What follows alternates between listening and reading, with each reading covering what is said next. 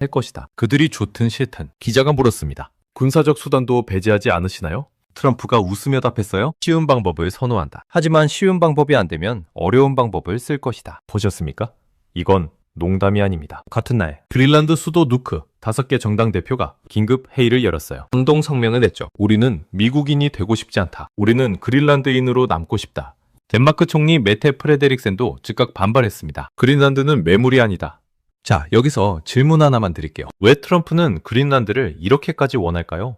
얼음덩어리 섬이잖아요. 인구도 겨우 5만 7천 명이에요. 그리고 더 이상한 건 왜 하필 덴마크가 저 거대한 땅을 갖고 있냐는 겁니다. 그린란드는 한반도의 10배 크기거든요. 영국도 아니고요. 미국도 아니에요. 작은 나라 덴마크가요. 답은 두 단어입니다. 계약서와 얼음이었습니다. 오늘 이 영상에서 3가지를 보여드릴게요. 첫째, 덴마크가 어떻게 종이 한 장으로 그린란드를 200년간 지켰는지. 둘째, 얼음이 녹으면서 왜 갑자기 보물섬이 됐는지. 셋째, 트럼프가 진짜 노리는 게 뭔지. 시작하기 전에 비유 하나만 할게요. 그린란드는 거대한 부동산입니다. 200년 전에 계약서가 쓰였어요. 주인은 덴마크였죠.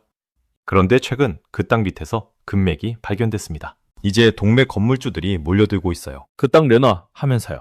문제는 이겁니다. 이번엔 계약서가 아니라 총이 나올 수도 있다는 거예요. 자, 이제 200년 전 계약서 이야기부터 시작합니다. 1814년 1월 14일 독일 북부 킬이라는 도시입니다. 눈 내리는 겨울이었어요. 호텔 회의실에 두 나라 대표가 마주 앉았죠. 한쪽은 덴마크, 다른 한쪽은 스웨덴이었어요. 무슨 일이 벌어지고 있었을까요? 나폴레옹 전쟁이 막바지였습니다. 덴마크는 프랑스 편이었어요. 스웨덴은 영국, 러시아 편이었죠. 전쟁에서 덴마크가 졌습니다. 스웨덴 대표 구스타프 베트르시테트 남작이 요구했어요. 노르웨이를 내놔라. 덴마크와 노르웨이는 400년 넘게 하나였거든요. 1380년부터 연합왕국이었습니다. 같은 왕을 모셨죠. 하지만 이제 끝이에요. 전쟁에서 진 대가를 치러야 했죠. 덴마크 대표 에드먼드 버크가 고개를 떨궜습니다. 선택의 여지가 없었어요. 그런데 협상 과정에서 반전이 나옵니다. 버크가 말했어요. 노르웨이는 넘기겠다. 하지만 그린란드, 아이슬란드, 페로 제도는 우리가 갖는다. 스웨덴 대표가 웃었습니다. 얼음덩어리 섬 가져가시오. 왜 이렇게 됐을까요?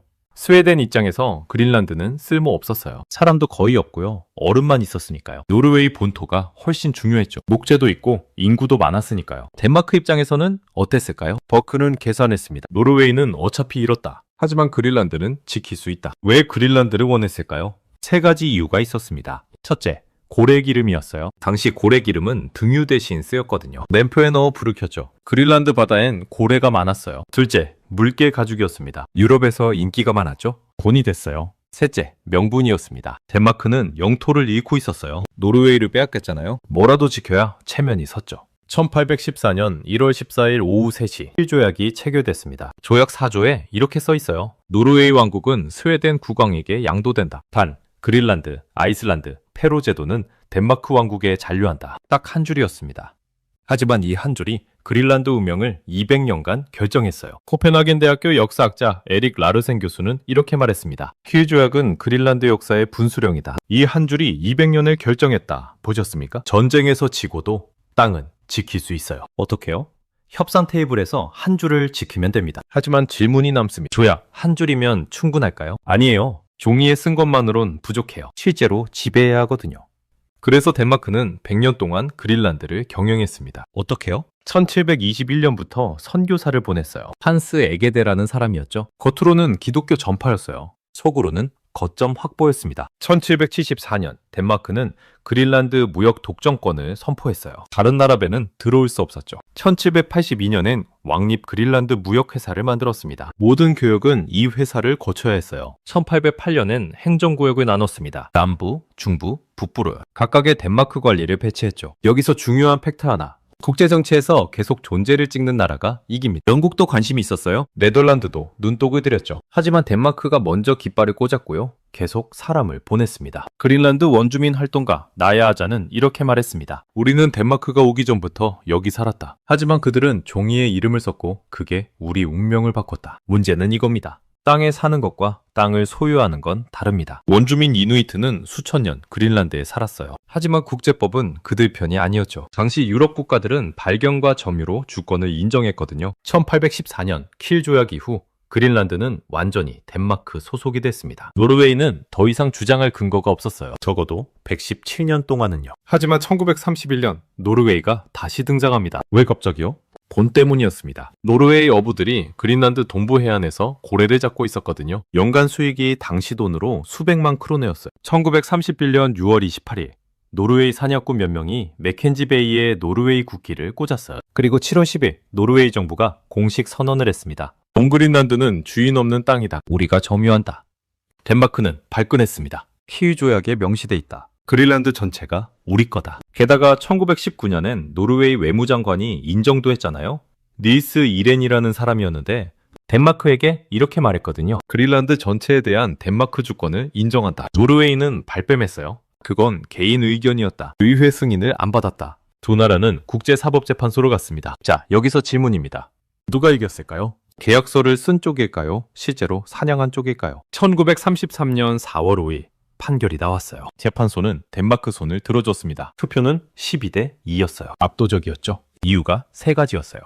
첫째, 1814년 킬 조약이 명확했습니다. 그린란드라고만 썼지 동쪽 서쪽 구분이 없었거든요. 둘째, 덴마크가 100년 넘게 시료 지배했어요. 행정 조직을 만들었고요. 무역을 통제했죠. 셋째, 1919년 이렌 선언이 유효했습니다. 외무장관이 한 말은 국가를 대표한다고 봤어요. 국제사법재판소 재판관 막스 후버는 판결문에서 이렇게 썼습니다. 주권은 총으로 세우는 게 아니다. 법과 시간으로 굳어진다. 보셨습니까?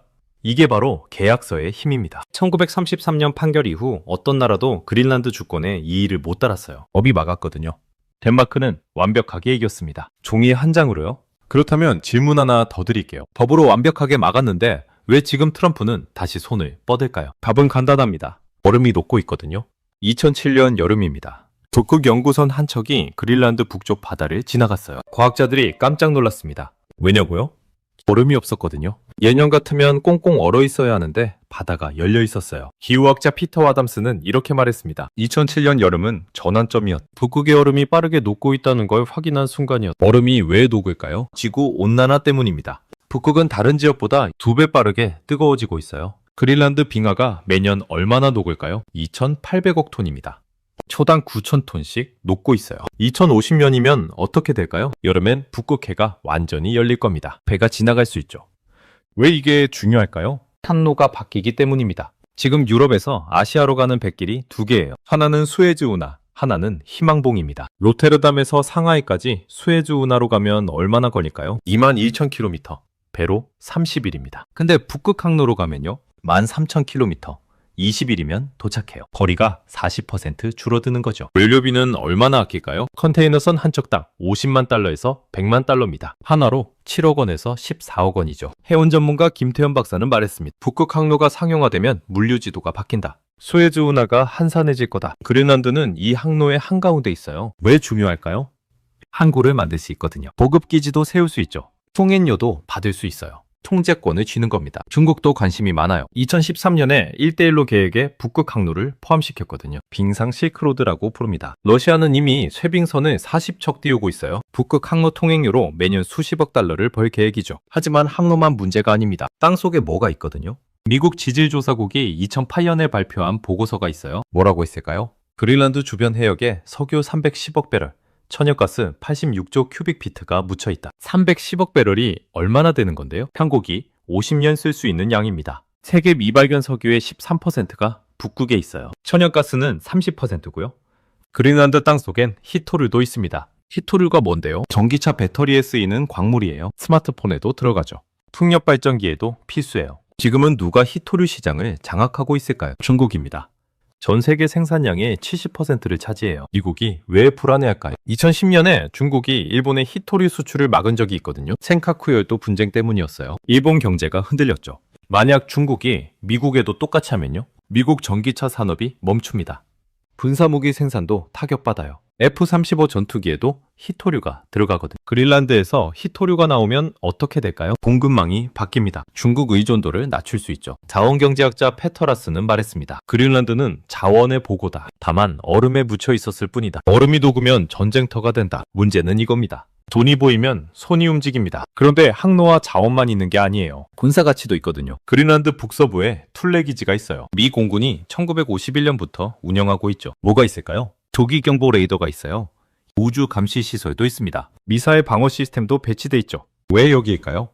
러시아가 가깝거든요. 모스크바에서 워싱턴으로 미사일을 쏘면 북극을 지나갑니다. 그린란드에서 가장 빨리 탐지할 수 있어요. 만약 미국이 그린란드 전체를 가지면요, 기지를 더 늘릴 수 있습니다. 남부에도 기지를 만들 수 있죠. 감시망이 촘촘해집니다. 군사 전문가 최기철 대령은 말했습니다. 북극은 21세기 전략 요충지다. 우주, 미사일, 항공, 모든 게 여기서 만난다. 보셨습니까? 얼음이 녹자 세 가지 보물이 나타났어요. 첫째, 항로. 수조 원짜리 물류 통로. 둘째, 자원, 석유, 가스, 히토류가 수백조 원어치예요. 셋째, 군사 가치. 미사일 방어의 핵심이죠. 200년 동안 쓸모없던 얼음 덩어리가 이제 세계에서 가장 비싼 땅이 된 겁니다. 그래서 트럼프가 움직이는 거예요. 2019년 8월 트럼프가 처음 그린란드 매입을 언급했어요. 하고 싶다고 했죠. 덴마크 총리가 터무니없다고 받아쳤습니다. 트럼프는 화가 났어요. 덴마크 방문을 취소했죠. 당시엔 쇼라고 생각했습니다. 그냥 말장난이라고요. 하지만 2026년 1월 트럼프가 진짜로 밀어붙이기 시작했습니다. 1월 7일 백악관 대변인 카롤린 레빗이 말했어요. 군사적 옵션도 배제하지 않는다. 1월 9일 트럼프가 직접 나섰습니다. 쉬운 방법으로 안 되면 어려운 방법을 쓸 것이다. 보셨습니까? 이건 농담이 아니에요. 진짜입니다. 그럼 질문이 남습니다. 트럼프가 진짜 노리는 게 뭘까요? 정말 항로와 자원 때문일까요? 아니면 더 큰 그림이 있을까요? 2018년 2월입니다. 그린란드 수도 누크에서 회의가 열렸어요. 주제는 공항 건설이었습니다. 그린란드 공항은 낡았거든요. 큰 비행기가 못 내려요. 중국 기업이 손을 들었습니다. 우리가 짓겠다. 본도 우리가 되게. 얼마를 제시했을까요? 5억 달러였습니다. 하나로 7천억 원이죠. 그린란드 정부는 솔깃했어요. 돈도 없는데 중국이 공짜로 지어준다니까요. 그런데 갑자기 미국이 끼어들었습니다. 미국 국무부가 덴마크에 전화했어요. 중국 손 잡지 마라. 왜요? 국방부 관계자가 설명했습니다. 공항은 군사기지로 바뀔 수 있다. 중국 군용기가 들어올 수 있다. 미국이 대안을 제시했어요. 우리가 돈 될 테니까 중국 말고 미국 기업 써라. 왜곡 중국 계획은 무산됐습니다. 보셨습니까? 미국이 진짜 걱정하는 건 러시아가 아니에요. 중국입니다. 왜 중국일까요? 중국이 북극에 엄청난 투자를 하고 있거든요. 2013년 중국은 북극 이사회의 옵저버 자격을 얻었어요. 그 이후 뭘 했을까요? 아이슬란드에 연구 기지를 만들었습니다. 노르웨이 스발바르에도 기지가 있어요. 채빙선도 만들고 있어요. 설룡호, 설룡2호가 있죠. 3호도 건조 중입니다. 북극 항로에 배를 보내고 있어요. 2013년엔 화물선 한 척이었는데 2023년엔 80척이 넘었어요. 중국이 왜 이러는 걸까요? 에너지 때문입니다. 중국은 석유의 70%를 수입해요. 대부분 중동에서 오죠. 문제가 뭐냐고요? 말라카 해협을 지나야 한다는 겁니다. 싱가포르역 좁은 바다예요. 만약 미국이 말라카 해협을 막으면요, 중국 경제가 멈춥니다. 석유가 안 들어오니까. 그래서 중국은 대안을 찾고 있어요. 북극 항로가 바로 그겁니다. 북극 항로를 쓰면 말라카를 안 거쳐도 돼요. 러시아 바다로 가면 되거든요. 중국 국제문제연구소 리우아 교수는 말했습니다. 북극 항로는 중국의 에너지 안보 상명줄이다. 미국이 절대 가만 안 둘 거다. 미국 입장에서 생각해볼까요? 중국이 북극 항로를 확보하면 어떻게 될까요? 첫째, 말라카 해협 봉쇄가 무용지물이 됩니다. 중국을 압박할 수단이 하나 사라지는 거죠. 둘째, 중국이 유럽과 더 가까워집니다. 물류 시간이 줄면 무역이 늘어나요. 유럽이 중국 쪽으로 기울 수 있어요. 셋째, 군사적으로 위협이 됩니다. 중국 해군이 북극을 지나 대서양으로 나올 수 있거든요. 그래서 미국은 그린란드를 원하는 겁니다. 왜냐고요? 그린란드를 주면 북극 항로를 통제할 수 있거든요. 여기서 중요한 팩트 하나. 지정학은 부동산 싸움입니다. 좋은 땅을 먼저 차지하는 쪽이 이겨요. 트럼프는 이걸 알아요. 그래서 밀어붙이는 겁니다. 근데 질문 하나 드릴게요. 덴마크는 왜 못 막을까요? 답은 간단합니다. 힘이 없거든요. 덴마크 군대가 얼마나 될까요? 현역 군인 15,000명입니다. 전차는 44대예요. 전투기는 30대고요. 미국은요? 현역 군인 130만 명입니다. 전차 6,000대, 전투기 13,000대예요. 비교가 안 되죠. 게다가 덴마크는 나토 회원국이에요. 미국도 나토 회원국이고요. 나토 조약 5조가 뭔지 아세요? 한 회원국이 공격받으면 전체가 대응한다. 그런데 만약 미국이 덴마크를 공격하면요? 나토가 작동할까요? 프랑스가 미국에 선전포고할까요? 독일이 미군 기지를 공격할까요? 안 해요. 못합니다. 국제정치학자 이승주 교수는 말했습니다. 나토는 외부 위협을 막기 위한 동맹이다. 내부에서 갈등이 생기면 무너진다. 덴마크 총리 메테 프레데릭센은 1월 5일에 경고했어요. 미국이 그린란드를 공격하면 나토가 끝난다. 하지만 트럼프는 신경 안 써요. 왜냐고요? 그는 나토를 좋아하지 않거든요. 나토는 돈만 축내는 조직이라고 생각해요. 2019년에도 그랬어요. 유럽 국가들이 방위비를 안 낸다. 미국만 돈 된다고 불평했죠. 그래서 일각에서는 이런 분석이 나옵니다. 트럼프가 진짜 노리는 게 뭐냐고요? 첫째, 중국 견제, 북극 항로를 막는 거죠. 둘째, 나토 흔들기. 유럽이 미국 말 안 들으면 동맹 깨버리겠다는 경고예요. 셋째, 국내 정치용. 나는 미국 영토를 넓혔다고 자랑하려는 거죠. 외교평론가 박민수 교수는 말했습니다. 트럼프의 그린란드 발언은 쇼가 아니다. 세 마리 토끼를 노리는 거다. 그럼 러시아는 어떻게 생각할까요? 러시아도 북극의 군사기지를 늘리고 있어요. 2014년 이후 기지를 6개 더 만들었죠. 만약 미국이 그린란드를 가져가면요. 러시아가 가만히 있을까요? 안 있어요. 러시아도 대응할 겁니다. 북극 전체가 군사화되는 거죠. 국제연구소 윤호혜 박사는 말했습니다. 북극이 새로운 냉전의 최전선이 되고 있다. 그린란드는 어떻게 생각할까요? 그린란드 외무장관 비비안 모츠페트는 1월 9일에 말했어요. 그린란드는 미국이 필요하다. 미국도 그린란드가 필요하다. 하지만 주인은 우리다. 하지만 현실은 냉혹합니다. 그린란드 GDP는 연간 30억 달러예요. 그중 60%가 덴마크 보조금이죠. 독립하고 싶어도 돈이 없어요. 미국 압박에 버틸 힘도 없고요. 그린란드 청년 말라는 인터뷰에서 말했습니다. 우리는 미국도 싫고 덴마크도 싫다. 독립하고 싶다. 하지만 돈이 없다. 이게 우리의 비극이다. 보셨습니까? 그린란드는 강대국 싸움의 전쟁터가 되고 있어요. 미국 대 중국 대 러시아. 세 나라가 북극에서 맞붙고 있습니다. 그리고 그 한가운데 그린란드가 있어요. 문제는 이겁니다. 계약서는 총을 못 막습니다. 2026년 1월 8일 목요일입니다. 워싱턴 DC 백악관 옆 아이젠하워 집무동이에요. 그린란드 대표 야콥 이스보세트센과 덴마크 대사 예스퍼 묠러 소렌센이 들어갔어요. 누구를 만났을까요? 백악관 국가안보회의 관계자들이었습니다. 무슨 얘기를 했을까요? 공식 발표는 없었습니다. 하지만 소식통에 따르면 미국은 세 가지를 제안했대요. 첫째, 매입입니다. 그린란드 전체를 사겠다는 거예요. 얼마를 제시했을까요? 정확한 금액은 안 나왔어요. 하지만 1867년 알래스카를 720만 달러에 샀던 선례를 생각하면 최소 수백억 달러는 제시했을 겁니다. 둘째, 임대입니다. 사는 게 안 되면 99년 임대는 어떠냐는 거죠. 어디서 많이 들어본 방식이죠? 맞아요. 홍콩 모델입니다. 1898년 영국은 중국에서 홍콩 신계를 99년 임대했어요. 1997년에 반환했죠. 미국도 똑같이 하자는 겁니다. 99년 임대하고 2125년에 돌려주는 거예요. 셋째, 군사기지 확대입니다. 툴레기지만으로는 부족하다. 남부에도 기지를 만들게 해달라는 거예요. 그린란드와 덴마크는 다 거절했습니다. 이스보세트센은 회의 후 기자들에게 말했어요. 그린란드는 팔리지 않는다. 소렌센 대사도 단호했습니다. 주권은 협상 대상이 아니다. 하지만 미국은 물러서지 않았어요. 다음 날인 1월 9일 트럼프가 백악관에서 기자회견을 열었죠. 석유기업 임원들과 만나는 자리였어요. 베네수엘라 유전개발 얘기를 하다가 갑자기 그린란드 얘기가 나왔습니다. 기자가 물었어요.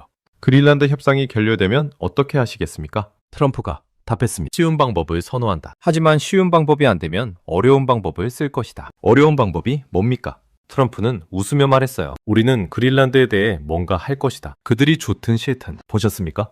이건 협상이 아니에요. 위협입니다. 같은 날 저녁 그린란드 의회가 긴급 소집됐어요. 원래는 2월 3일에 열릴 예정이었거든요. 한 달을 앞당긴 겁니다. 왜요? 트럼프 위협 때문이죠. 그린란드 5개 정당 대표가 공동 성명을 냈습니다. 그린란드의 미래는 그린란드 사람들이 결정한다. 하지만 현실은 냉혹합니다. 그린란드가 결정할 수 있을까요? 그린란드는 외교권이 없어요. 국방력도 없죠. 문제는 덴마크 보조금에 의존하고요. 만약 미국이 정말 군대를 보내면요. 막을 방법이 없습니다. 덴마크도 못 막아요. 군사력이 비교가 안 되거든요. 나토도 애매해요. 회원국끼리 싸우는 건 처음이니까요. 그럼 유엔은요? 유엔 안보리에서 결의안을 낼 수 있어요. 하지만 미국이 거부권을 쓰면 끝입니다. 국제사법재판소는요. 판결을 내릴 수는 있어요. 하지만 강제 집행력이 없어요. 1933년 판결처럼 종이로 이기는 건 가능해요. 하지만 총을 막진 못합니다. 여기서 중요한 팩트 하나. 국제법은 힘이 뒷받침돼야 작동합니다. 힘없는 나라의 계약서는 휴지 조각이 돼요. 역사가 증명합니다. 1938년 체코슬로바키아가 있었어요. 주권국가였죠. 나치 독일이 주데텔란트를 달라고 했어요. 체코는 거절했습니다. 독일은 미넨 협정을 강요했어요. 영국과 프랑스가 동의했죠. 체코는 선택권이 없었어요. 결국 땅을 빼앗겼습니다. 1년 뒤 나치는 체코 전체를 점령했어요. 2014년 우크라이나 크림반도가 있었어요. 우크라이나 영토였죠. 러시아가 크림을 달라고 했어요. 우크라이나는 거절했습니다. 러시아는 군대를 보냈어요. 주민투표를 강요했죠. 국제사회가 반대했어요. 유엔도 불법이라고 했습니다. 하지만 러시아는 신경 안 썼어요. 크림은 지금도 러시아 땅입니다. 보셨습니까? 계약서는 총을 못 막아요. 그린란드도 똑같을 수 있습니다. 트럼프가 정말 밀어붙이면요. 덴마크는 항의는 하겠죠. 유엔에서 연설도 하고요. 하지만 실제로 막을 순 없어요. 나토는 분열될 겁니다. 유럽 국가들이 미국과 싸울 순 없으니까요. 결국 그린란드는 미국 땅이 될 수 있어요. 그럼 우리는 어떻게 해야 할까요? 한국도 작은 나라의 강대국 틈바구니에 있죠. 우리도 계약서만 믿으면 안 됩니다. 힘을 키워야 해요. 경제력, 기술력, 동맹을 강화해야 합니다. 그리고 북극 문제에도 관심을 가져야 해요. 왜냐고요? 북극의 주인이 바뀌면 우리 삶도 바뀌거든요. 항로가 바뀌면 물류비가 바뀝니다. 무역지도가 바뀌면 경제가 바뀌죠. 중국과 미국이 북극에서 싸우면 우리도 선택을 강요받아요. 극지연구소 윤호혜 박사는 말했습니다. 북극은 먼 곳이 아니다. 우리 미래가 걸려있다. 2026년 1월 10일 금요일입니다. 로이터 통신이 보도했어요. 미국 정부가 그린란드 주민들에게 직접 돈을 주는 방안을 검토 중이다. 어떻게요? 주민 한 명당 수백만 달러씩 주겠다는 겁니다. 5만 7천 명이니까 총액은 수백억 달러죠. 독립하고 싶지? 우리가 돈 줄게. 대신 미국 시민들. 이게 먹힐까요? 그린란드 젊은이들 사이에서 의견이 갈립니다. 일부는 솔깃해해요. 덴마크 보조금보다 미국 돈이 많잖아? 하지만 다수는 반대합니다. 돈으로 정체성을 팔 수 없다. 그린란드 총리 옌스 프레데릭 니스는 1월 10일에 말했습니다. 그린란드는 팔리지 않는다. 분대되지도 않는다. 우리 운명은 우리가 정한다. 하지만 과연 그럴 수 있을까요? 1814년 계약서는 200년을 버텼어요. 1933년 판결은 법을 만들었죠. 하지만 2026년의 총은 어떻게 막을까요? 자, 오늘 우리가 본 건 세 가지였습니다. 첫째, 덴마크는 1814년 계약서 한 장으로 그린란드를 200년간 지켰습니다. 1933년 법원도 이겼죠. 둘째, 얼음이 녹자 보물이 나타났습니다. 항로, 히토류, 군사기지, 세계에서 가장 비싼 땅이 됐어요. 셋째, 트럼프의 진짜 속셈은 중국 견제입니다. 북극을 먼저 차지하는 쪽이